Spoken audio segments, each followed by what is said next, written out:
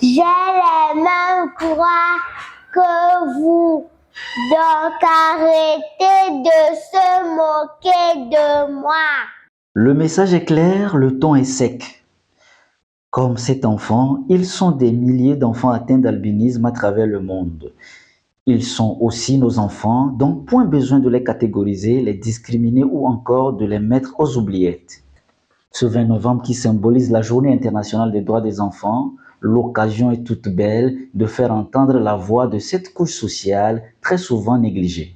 Cette journée nous rappelle que les enfants ont des droits, justement le droit à la santé, le droit à la dignité, à la protection, le droit à l'éducation et surtout le droit à la non-discrimination.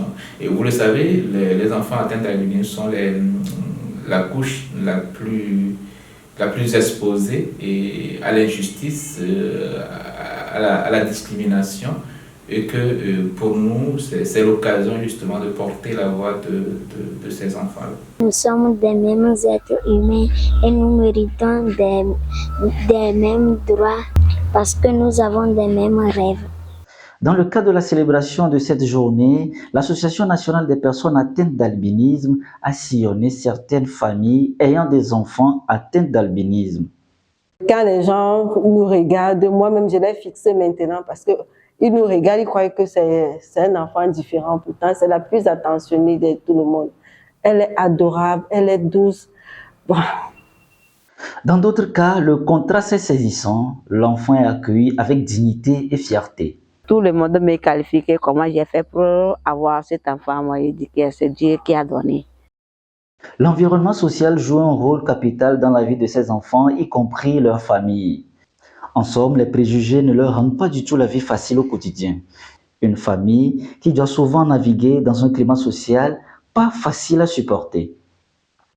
Pour tisser même les amitiés, même dans le quartier, c'était toujours difficile. Quand on vient, on trouve quelqu'un, on trouve mon enfant qui est atteint, on nous regarde comme ça. Tu sens qu'il y a toujours un jugement, même si les gens n'en parlent pas. Tu ressens à travers leurs regards, à travers leurs gestes. Parfois, ils ne veulent même pas toucher Jess. Ils se disent, je ne sais pas ce qui passe dans leur tête, mais ça se ressent. L'ANAT, toujours droit dans ses bottes et fidèle à son engagement pour une société plus inclusive, multiplie toujours ses actions en faveur de ses enfants pour un avenir meilleur dans un climat favorable.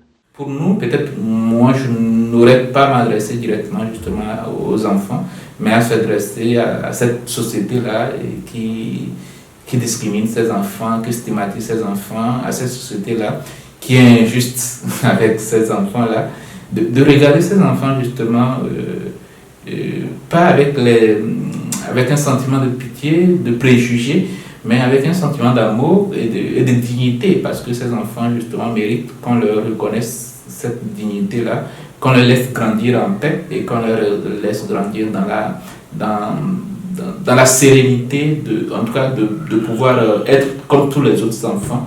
En cette journée du 20 novembre, l'ANAT hausse le ton et rappelle que tous les enfants sans distinction ont droit à l'amour, à l'éducation, à la protection et à un avenir sans discrimination. Un appel fort pour que chaque enfant, quelle que soit sa condition, puisse grandir dans la sérénité et la cohésion sociale.